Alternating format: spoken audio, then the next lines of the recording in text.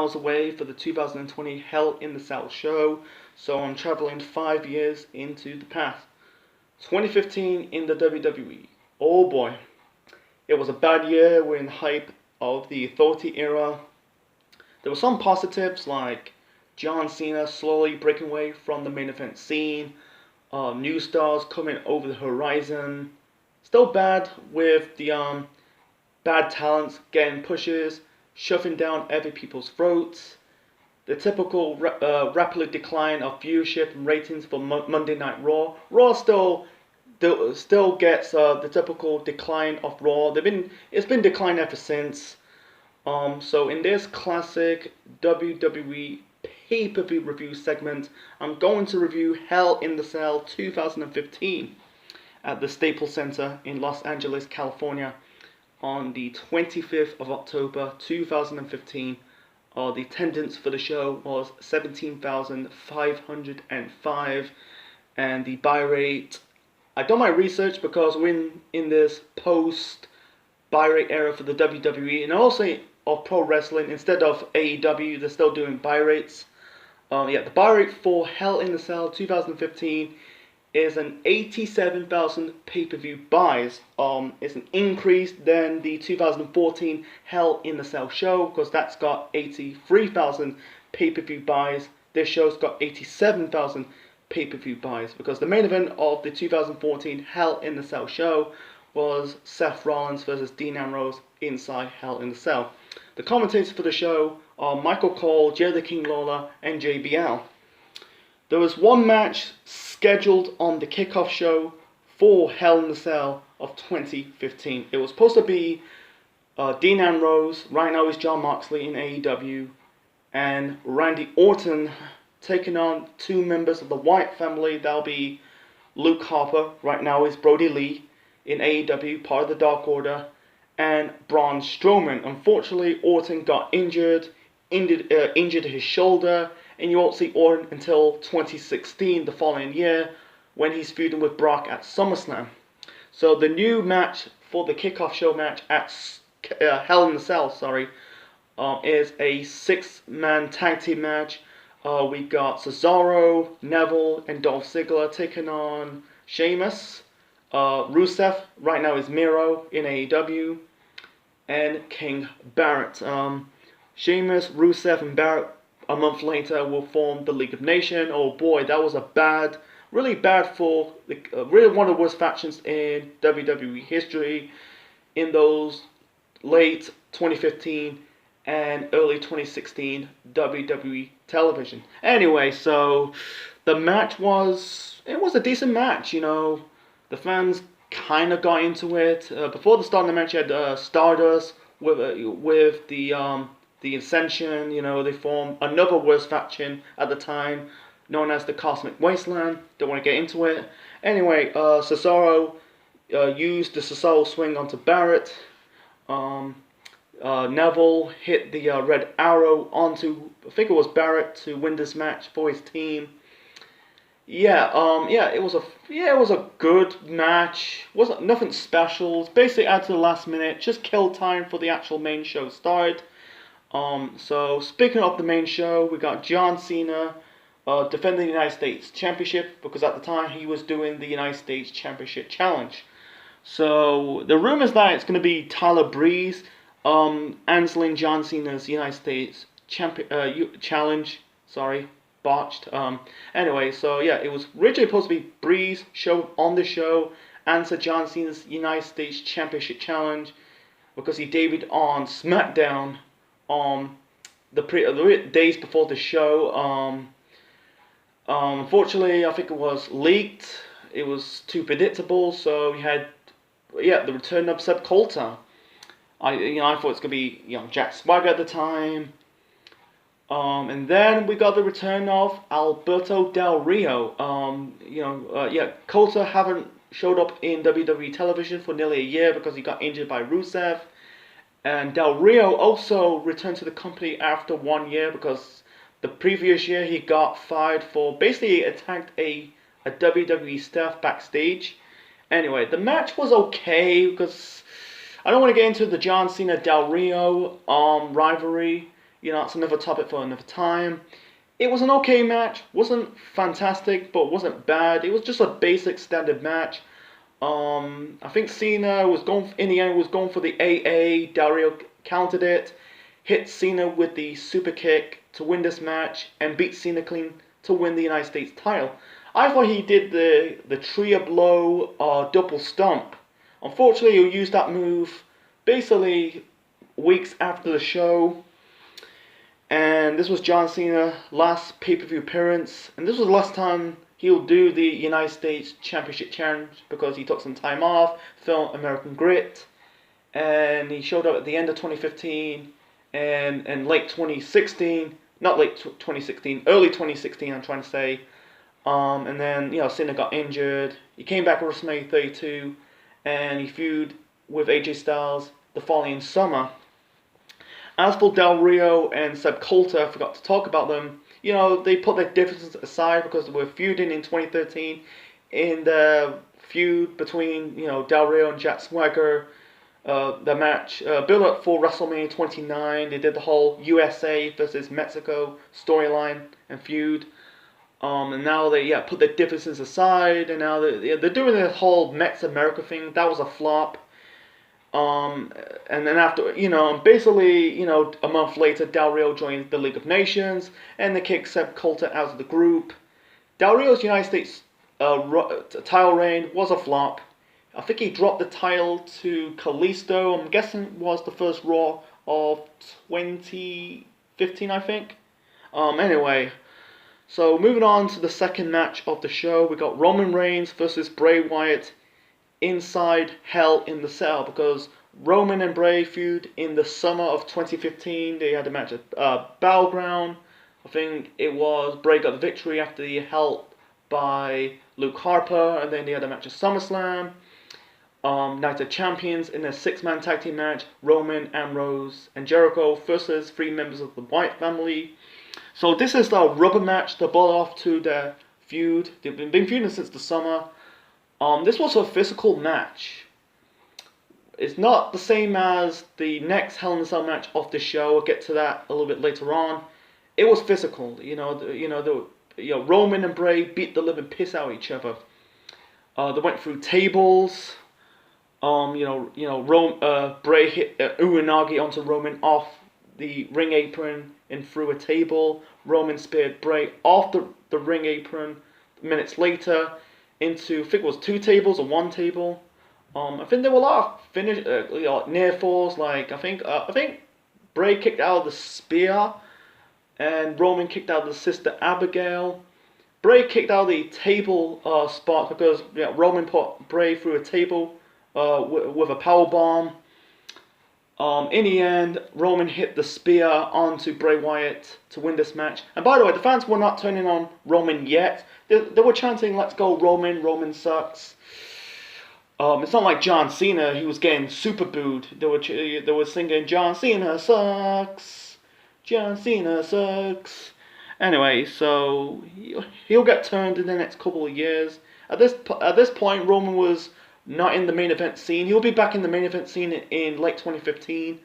He's been out of the main event scene since WrestleMania 31. He was feuding with the Wyatts and also with Big Show. So it was a good match, told a good story. It was physical. A good Roman Reigns match are very rare. Sometimes he pulls out some mediocre and bad matches.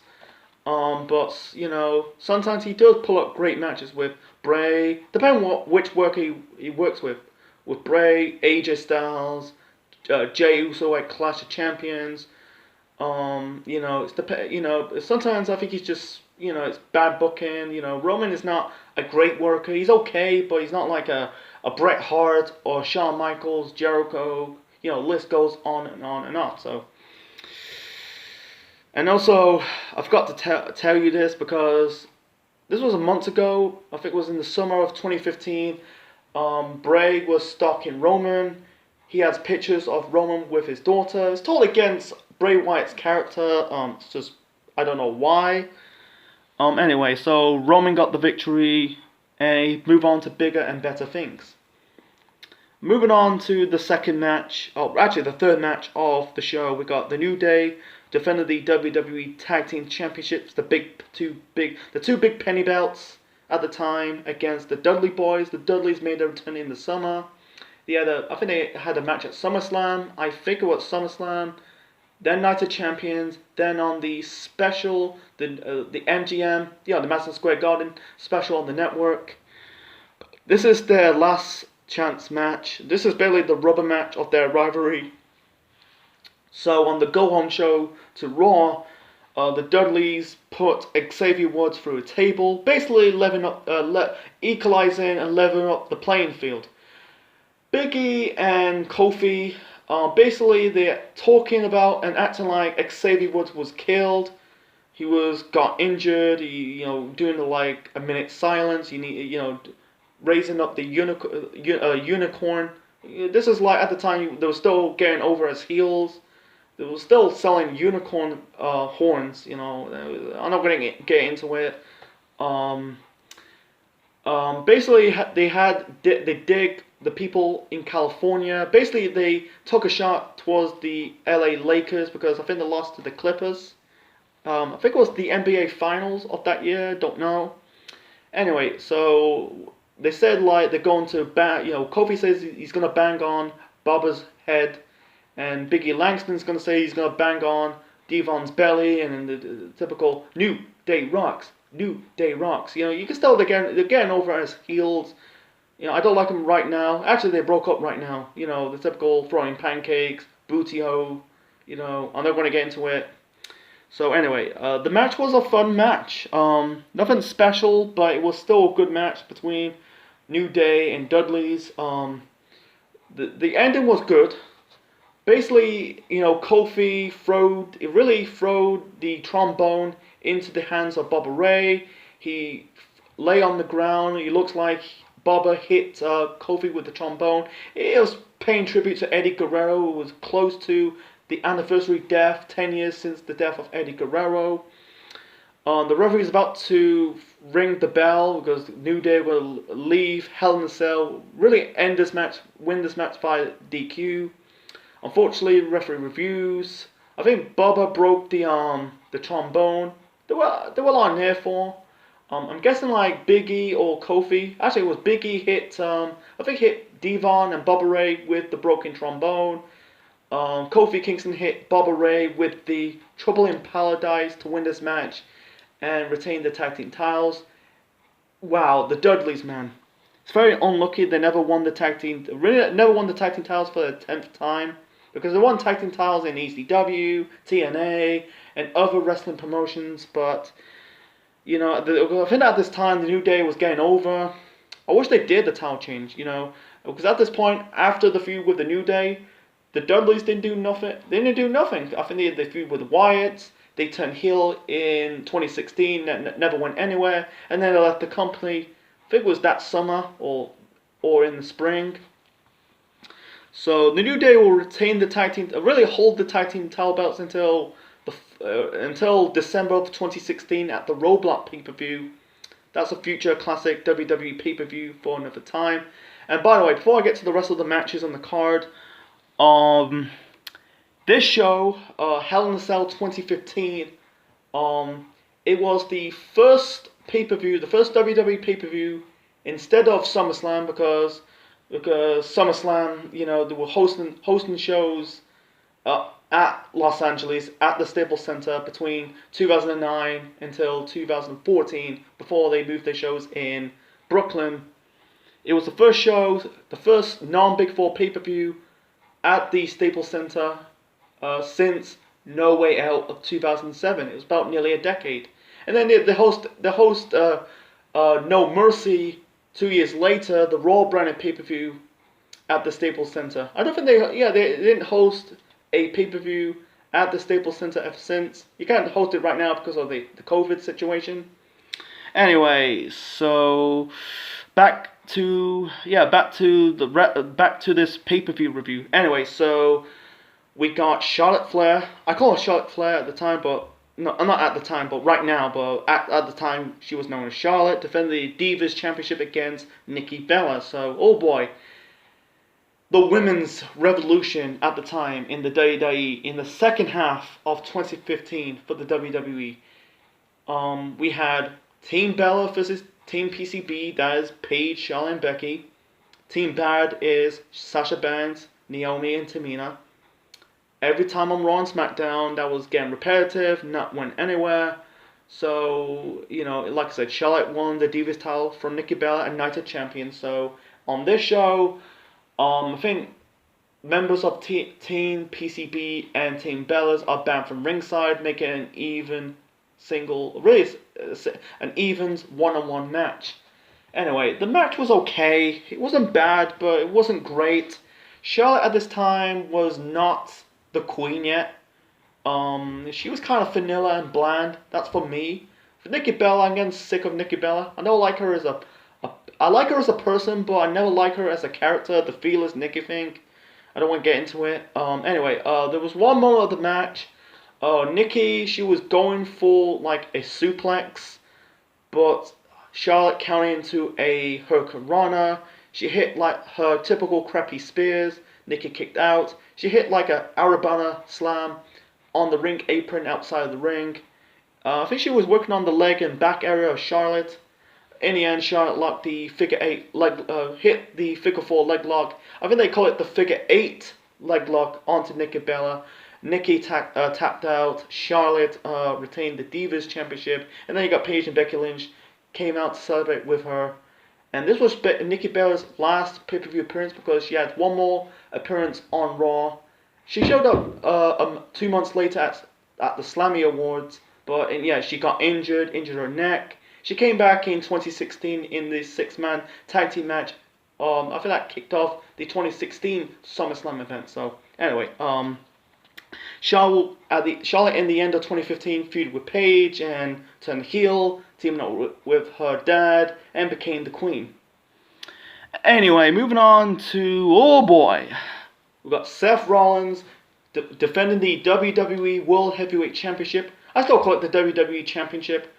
Yeah, I'll call it the WWE Championship against Kane. The stipulation is that if Kane loses this match, he will be fired as the corporate. I think he was known as Corporate Kane. I think he's called the corporate. The corporate of direction. I don't know what it is. I'll call him Corporate Kane. He was known as Corporate Kane. Anyway, so the storyline is that after the go home show to Raw, Brock injured Kane's ankle. Seth Rollins basically shouted at him and then stepped on Kane's injured ankle. Kane returned at Night of Champions after a match against Sting. That was Sting's final match as a pro wrestler. So I don't want to get into it. It's so fucking cheesy and shit. So it's basically one moment he's Demon Kane and the next thing he's Corporate Kane. It was getting ridiculous and silly. Some people like it, but the execution was poor. I'm gonna keep it short and simple. The match was okay, but wasn't great. I think the fans were dead. The previous match between Charlotte and Nikki, that match was quiet, and this was a little bit quiet, because at this point, it was so conclusion. The conclusion is, of course, Seth was going to win the title. It was so predictable. At this point, Seth Rollins, his run as the WWE champion was a flop. It wasn't a flop, but they booked it like shit. Like, he's a chicken shit heel, and then he's losing matches. The match was okay. Kane had some offense. He had some near falls. In the end, Rollins hit the pedigree onto Kane to win this match. Kane is no longer the corporate guy. I can't remember his name. I think his title was I think he's called the CIO of Directions. He's no longer Corporate Kane. And afterwards, Kane didn't do nothing afterwards. And Seth Rollins with the pedigree, because at this time they banned the curse dump. Yeah, they brought it back years later. And this was the last time Seth Rollins defended the WWE Championship, because weeks later on the house show in Ireland, I think it was a no DQ match, Rollins was about to powerbomb Kane through a table. Unfortunately, his knee gave out. He vacated the title and set up a championship tournament at Survivor Series. Deadly Games 2.0. Roman Reigns won that tournament, and then Sheamus cashed in his Money in the Bank briefcase and won the title the same night. that, like I said, a future classic WWE pay-per-view for another time. Rollins came back in the spring of 2016, feuding with Roman Reigns. It was about to be Rollins versus Reigns at Survivor Series. Unfortunately, Rollins suffered a serious knee injury. Moving on to the next match, we got Kevin Owens defending the Intercontinental Championship against Ryback. He defeated Ryback for the title at Night of Champions, the last Night of Champions before it rebranded as Clash of Champions. Clash of Champions. Yeah, there's Clash of Champions and Clash of the Champions. Yeah, that was the WCW shows back in those 80s and 90s. Anyway, keep it short and simple. Once again, it was an okay match, but at the same time, same result, fans were not into it. They didn't really care at this point. Ryback didn't care. They were booing Ryback in some moments of the match. Kevin Owens, he came off after losing to John Cena in the feud. There was basically a consolation prize for Kevin Owens. In the end, Kevin Owens hit the pop-up powerbomb onto Ryback to win this match and retain the IC title. He held the title until dropping the belt to Dean Ambrose. I think it was at TLC 2 months later. So moving on to the main event. The main event, we got The Undertaker versus Brock Lesnar. This is inside Hell in a Cell. This is the first time they did that since No Mercy of 2002. So here's the story. In 2014 at WrestleMania 30, Brock Lesnar defeated The Undertaker at WrestleMania to break the undefeated streak of the Dead Man. Then fast forwarded in the summer of 2015, The Undertaker interrupted and basically cost Lesnar the WWE Championship against Seth Rollins at Battleground. That set up the match at SummerSlam. It set up a massive brawl the night after Battleground. At SummerSlam, they had the match. It was ended in a controversial thing. Like, basically, the referee rung the bell and they didn't saw because basically Brock locked in the Kimura lock onto The Undertaker. The Undertaker tapped out without the referee sawing. Basically, Taker tapped out Brock Lesnar with the Hell's Gate. This is setting up this match at Hell in the Cell. And they dubbed this month as Brocktober because Brock Lesnar was showing up in multiple WWE program. He's appeared in Stone Cold's podcasts. He squashed the Big Show in that Madison Square Garden special on the network, and now this match. This match, it was match of the night. It's not on the same level as the previous Hell in a Cell match at No Mercy, but because Taker was bleeding, Lesnar was bleeding, and Paul Heyman at the time was bleeding. It was a bit of a carbon copy. They beat the living piss out of each other between Undertaker and Brock Lesnar. Brock was bleeding with multiple elbow shots to the head by Taker. Taker was bled after the multiple punch by Lesnar. The ending was really good. Basically, Brock Lesnar did the multiple punches on Taker while he's locked into Hell's Gate. Lesnar exposed the count first and basically hit. I think he hit. Taker kicked out 2 F5s or 3 F5s. That's before he rips off the count first. Taker chokeslam and tombstone Brock Lesnar off the exposed wood. Exposed ring actually. In the end, Lesnar basically he was doing the whole Suplex City thing. It was getting good from the summer of 2015, and afterwards fast forward in 2016, it was getting old. It got old ever since. The rest of Brock Lesnar's second run with the company. Anyway, like I said, in the end, Lesnar basically low blowed The Undertaker because Taker low blowed him at SummerSlam. Hit the F5 again onto the exposed wood because at this point the ring was exposed because Brock ripped the canvas up. He won this match, won the rivalry. They dubbed it as the final chapter. And it is basically the final chapter. They never had the match ever again. And then they went their separate ways. Brock Lesnar went on to become a multiple-time world champion, WWE and Universal champion in the next few years. Afterwards, the fans were chanting, "Thank you, Taker, thank you, Taker." And then in the end, you had the Wyatt family. the Wyatts, you had Bray, Harper, Rowan, and Strowman basically beat down the Undertaker. It wasn't Bray. It basically had Harper, Rowan, Strowman beat down the Undertaker, and basically carried him off, and the show fade to black. You thought you know. Unfortunately, he came back weeks later. This is setting up a tag team match at Survivor Series, because Survivor Series marks the 25th anniversary of The Undertaker. I think it was Undertaker and Kane versus Strowman and... No, I think it was Rowan and Harper. I will review the show in the near future, so...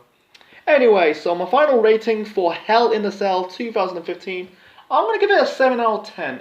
This is basically a one-match show. And the one-match really stole the show has to be The Undertaker and Brock Lesnar. They beat the living piss out of each other. Well, a lot of blood. It's the first time in years we saw blood in Hell in a Cell matches of the PG era. Because before that, because before that there was no blood.